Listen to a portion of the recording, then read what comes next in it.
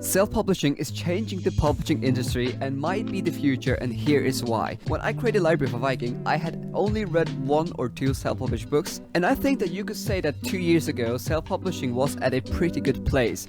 However, the evolution that has happened in the self-publishing community is pretty mad, and I think it's important that we talk about these things. So, this video will be split into 3 parts. Firstly, I'll talk about what has happened in the self-publishing community in the past year or so, and why it is so significant. Secondly, I'll talk about what this means for the self-publishing community going forward, and lastly, I will give you some specific advice on how you can succeed in the self-publishing community, which will be based on things that I've heard from other successful authors. Firstly, what is going on in the self-publishing community? Now, if you don't know what a self-publishing book is, then it's a book that is published without a publisher. So the author basically has the responsibility of finding someone to do the cover, editing, finding someone to do the marketing, etc, etc. So basically, I've noticed 4 primary things in the self-publishing community that has helped it grow and evolve. Now, firstly, the SPFBO self-publishing community hosted by Mark Lawrence.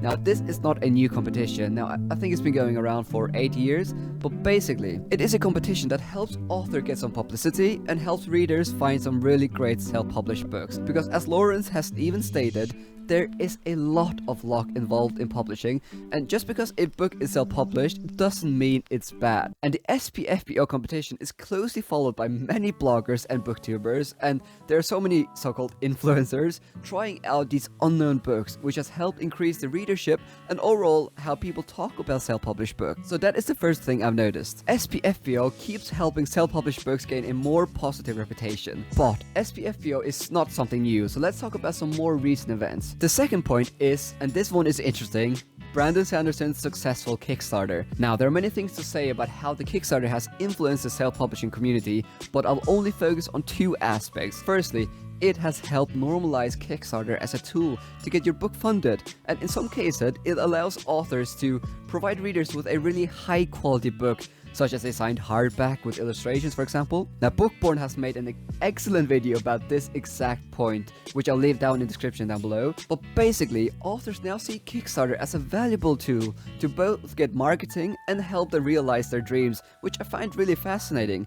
We've also seen Wraithmark host a Kickstarter for a self-published book, The Sword of Kaken, which was an SPFBO winner, and that Kickstarter gained more than $220,000, which is absolutely mad for a self-published book.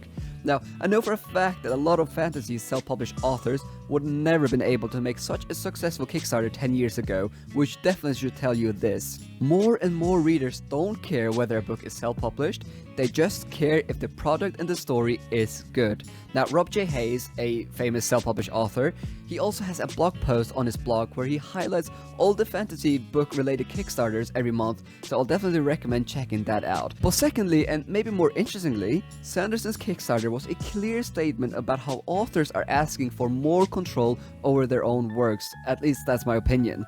Now, by doing this Kickstarter, without getting the publishers involved, Sanderson clearly stated that he wanted a bigger say in how he manages some of his work, which I just find so fascinating.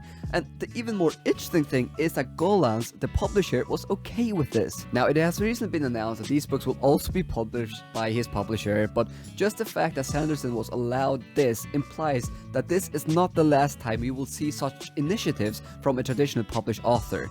I am expecting authors will increasingly demand more flexibility and control over their own work, which is pretty great news for authors. Thirdly, the rise of hybrid publishing houses. Now, I need to talk about Wraithmark, a very interesting company. They basically team up with self-published authors and give them nearly 100% control over their stories, and then help primarily out with marketing and editing and so on. Wraithmark is basically a publishing house that focuses on helping self-published books succeed, and if you look on Amazon, for example, some of these books have more than 2,000 ratings, which is incredibly impressive, especially considering Wraithmark was founded in 2020, so that's like 3 years ago, and they primarily focus on self-published books. Now, I don't think that Wraithmark's business model would have been possible 10 years ago, but with the the increase in quality in self-publishing and the increase in willingness from readers to give self-published books a read has allowed companies such as Wraithmark to be quite successful. So I definitely think that the fact that a company like Wraithmark even exists is a sign that self-publishing is changing. Now, the fourth and last thing I want to talk about in this first section, we need to talk about the Broken Binding Press.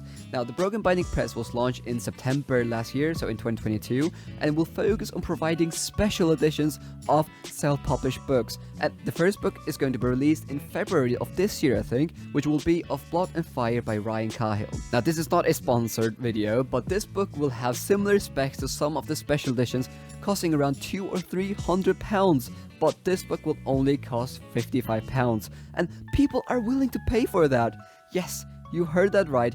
People are willing to spend £55 on a self-published book. Now, why am I mentioning this? Because again, the fact that companies are willing to invest a significant amount of money into making a special edition of a self-published book is evidence that the self-published market has increased significantly in value. So those are the four primary things I've observed has changed in the self-publishing community. SPFBO is continuing to increase indie books' credibility. Sanderson's Kickstarter has opened the door for new ways for self-published books to succeed. Now, we also know that self-published books are starting to gain considerable interest from businesses, since companies like Wraithmark and the Broken Binding are willing to invest considerable amount of money into these books. Now, there's one element that I haven't touched on at all, and that is how AI is going to affect the publishing industry, but I'm actually planning on making a separate video for that. But what does this mean for you as a reader, or if you are looking into publishing your own work? Firstly, for us readers, this means we will be getting more high quality stories and better products because of the increase of value in the self-publishing community.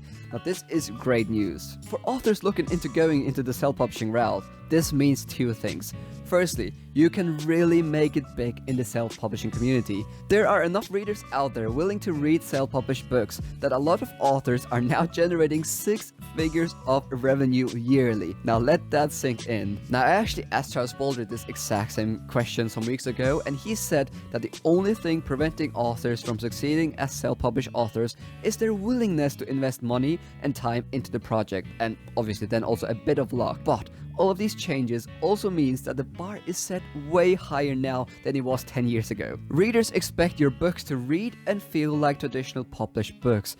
At least more and more readers do expect that.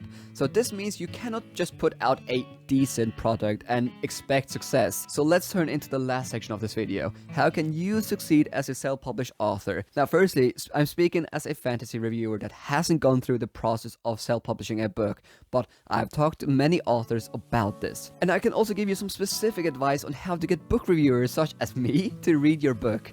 So firstly, I would advise you to watch this interview I did with Ryan Cahill, the author of The Bound and Broken. He has sold more than 60,000 books in less than 2 years, and in this interview we cover a wide range of topics such as covers, editing, and how to get reviews, and so on and so on. Secondly, and I think this is a very underrated advice, build a community, preferably before you publish.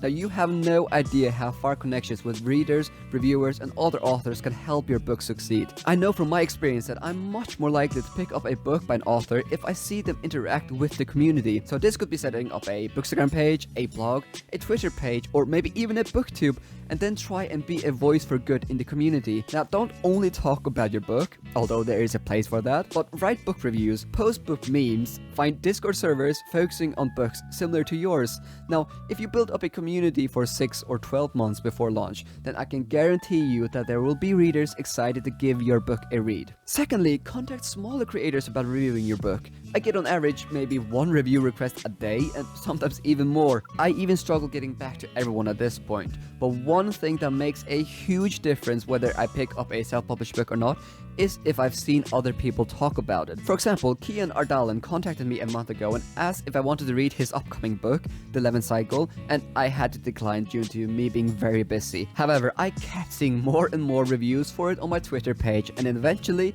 Patrick Leo posted a rave review which pushed me over the edge, which means that I will actually be reading his book now.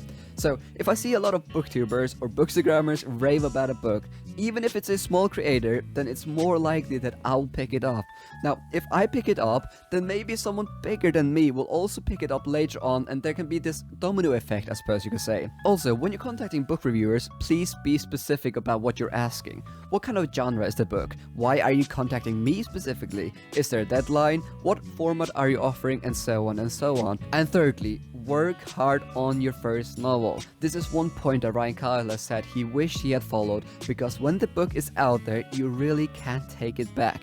You only get one shot at publishing your debut, so make sure you are happy with it. Now, fourth and lastly, if you want to be really successful, then you must be willing to spend. Now, that doesn't mean that you have to spend £1,000 on a cover and £1,000 on marketing and so on.